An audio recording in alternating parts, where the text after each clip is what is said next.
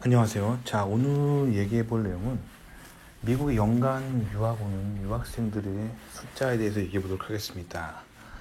자, 미국에 연간 유학 오는 유학생들이 있어요. 근데 뭐 이거는 매년 숫자가 조금씩 달라지기 때문에 일단 확실하게 뭐 확실한 수치는 아니고요. 대략적인 수치입니다. 근데 매년 미국에 유학 오는 유학생들은 전체적으로 한 90만 명 정도의 유학생들이 유학을 와요. 근데 그 중에서 인구수로 많은 수를 하자면 미국으로 오는 전체 유학생들의 3분의 1가량이 중국에서 옵니다. 중국인 유학생들이 약 30만 명이나 돼요. 그리고 인도에서 오는 유학생들이 약 20만 명이나 됩니다. 그리고 3등은 한국이죠. 한국에서도 꽤 많이 옵니다. 한국에서 4만 명 정도 옵니다. 자, 근데 중국이랑 인도의 인구수를 보면은 그거에 비하면 한국 유학생은 정말 조금이죠. 자, 그 다음에 4위를 보면 캐나다입니다. 캐나다에서도 연간 약 2만 명 정도 오는데, 사실 근데 캐나다 사람들은 미국 내국인이랑 거의 차이가 없어요. 뭐 영어도 완벽하게 하고 당연하겠죠. 그리고 영미권 문화에 완전히 동화될 수 있는 사람들이기 때문에 사실 캐나다 사람들을 외국인으로 보긴 힘들죠. 거의 동일한 정서를 미국인과 공유하고 있습니다. 그래서 캐나다 유학생들은 사실 유학생이라고 보기 힘들어요. 그리고 캐나다인들은 미국에 취업할 때 캐나다 시민권자들은 굉장히 쉽게, 상대적으로 쉽게 미국 영주권을 받을 수 있기 때문에 외국인으로 보기 힘듭니다. 자, 결국 한국인으로서 미국 유학을 하면서 만나게 된 외국인은 대부분 한국인과 경쟁해야 되는 외국인들은 중국과 인도라고 보시면 돼요. 자, 근데 여기서 제가 매우 개인적인 생각입니다만, 중국 같은 경우는 공산주의 국가잖아요. 그래서 공산주의 국가들은 기본적으로 국가적으로 유물론, 칼 마르크스적인 유물론을 채택하고 있죠. 그래서 무신론적인 사상을 가지고 있는 게 공산주의입니다. 그래서 공산권에서 온 사람들은 무신론적인 그런 생각을 가지고 있어요. 그래서 반기독교적인 그런 사상을 가지고 있습니다. 인도 예를 들어보자면 인도도 주 종교가 힌두교죠. 그리고 영국 같은 경우는 인도 같은 경우는 영국의 오랜 식민 지배를 받아서 영국의 기본적인 문화 코드, 종교 코드인 기독교에 대해서 좀 반감을 가지고 있습니다. 그래서 인도인들은 기독교를 잘 받아들이지 않으려고 하는 경향이 있습니다. 그래서 중국, 인도 이 외국인들 특징이 기독교에 대해서 굉장히 배타적입니다. 그런 성향이 있어요. 그래서 반기독교적인 그런 성향을 가지고 있습니다. 반면에 한국도 원래 아시아 문화권이어서 기독교적인 문화 코드는 아니었지만 한국전쟁 이후로 본격적으로 미군들에 의해서 한국의 개신교가 보급되면서 한국의 개신교 인구는 상당하죠. 저도 개인적으로 개신교인입니다. 근데 개신교인으로서 미국에 살아갈 때 미국 문화를 이해하고 미국 사람들과 가까이 하고 뭐 그렇게 할 수 있는 그런 문화적인 접점이 매우 큽니다. 그래서 저 같은 경우는 미국인들과 융합되기가 굉장히 쉬웠어요. 반면에 제 유학생 친구 중에 중국 친구들도 있고 뭐 인도 친구들도 있습니다만 이들은 기독교적인 컬처를 조금 힘들어하는 것 같아요. 그래서 개인적으로 저는 미국의 컬처가 굉장히 개신교를 바탕으로 한 그런 뿌리가 있다라고 생각하거든요. 그래서 개신교인으로서 미국 어디를 가든 사회 문화 코드를 읽을 때 개신교적인 뿌리가 있구나 라고 느끼면서 굉장히 친숙하게 다가갈 수 있는 부분이 있었어요.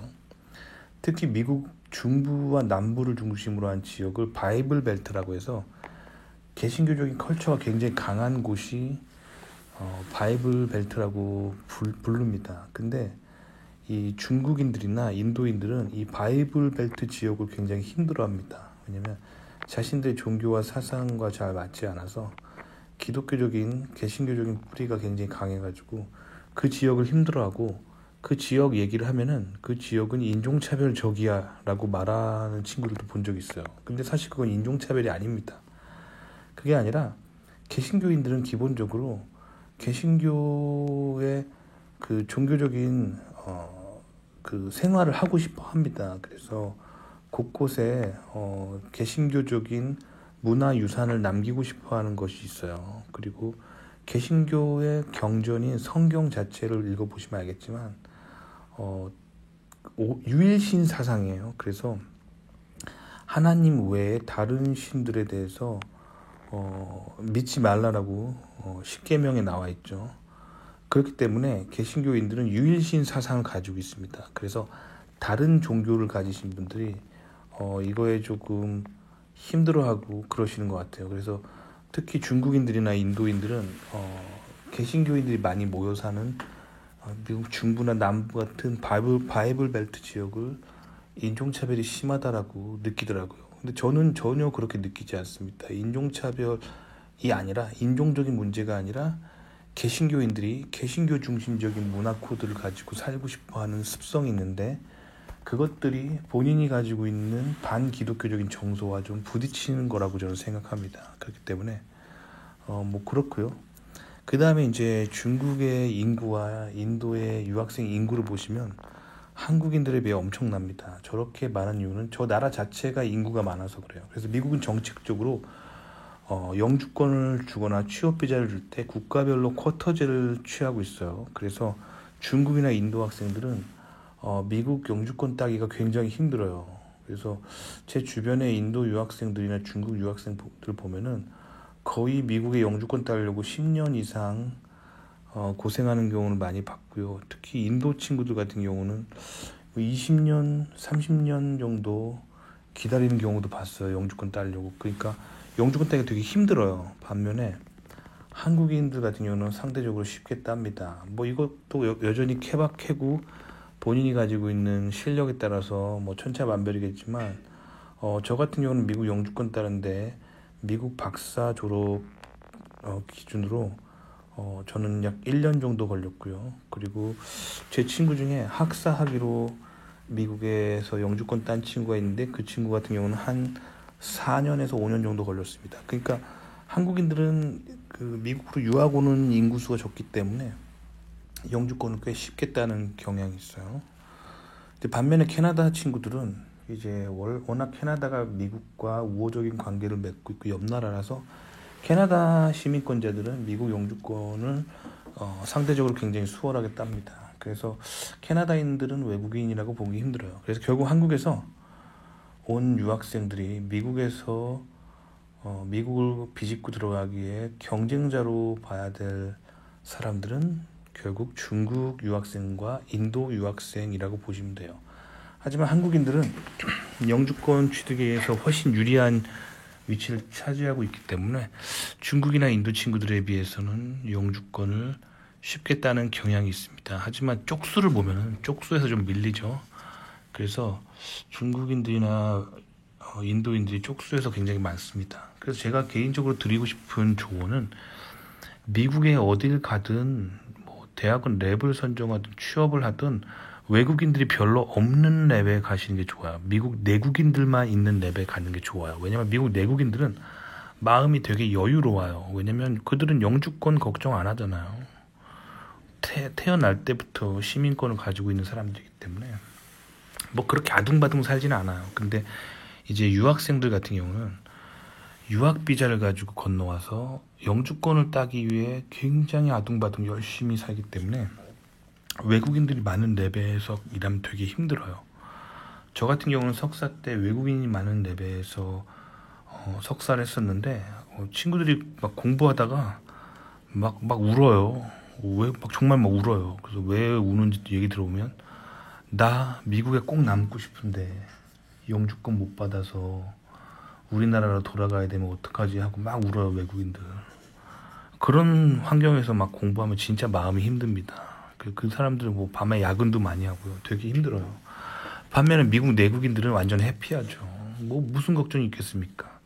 그래서 저는 석사 때 외국인 랩에 있었는데 박사를 가면서 제가 결심한 게 외국인 많은 랩에 있으면 정서적으로 너무 힘들다라는 결론을 내리고 미국 내국인밖에 없는 랩을 선택하고 거기에 혼자 들어갑니다. 외국인으로. 그러면 어떤 일이 벌어질까요? 인종차별 당할까요? 아니에요. 그렇지 않습니다. 오히려 미국 내국인들의 그 아주 여유로운 마인드, 그들에 둘러싸여 있으면 굉장히 편하고 여유롭고 널널하게 학교 생활을 할 수 있어요. 그래서 외국인 없는 랩을 추천드립니다. 근데 외국인 없는 랩, 즉 미국 내국인들만 있는 랩에 가면은 이제 한국인으로서 가장 힘든 건 아무래도 컬처겠죠. 문화적인 거. 근데 사실 잘 뜯어보면 종교적인 거라서 그래요. 저는 개인적으로 개신교인이기 때문에 미국 내국인들과 매우 쉽게 어울릴 수 있었어요. 미국 내국인들만 있는 랩 같은 경우는 뭐 미국 개신교의 최대 명절이라고 할 수 있는 땡스기빙이나 크리스마스 때 같이 파티하고 그러거든요. 이런 파티에도 초대받고 그리고 뭐 같이 교회에도 다니고 그러면서 미국 내국인들과 매우 친해질 수 있었어요. 자, 그렇기 때문에 미국에 적응할 때 이런 문화에 대한 이해가 굉장히 중요한데 특히 개신교인으로서 저는 미국 내국인들과 매우 친해질 수 있는 그런 장점이 있었습니다.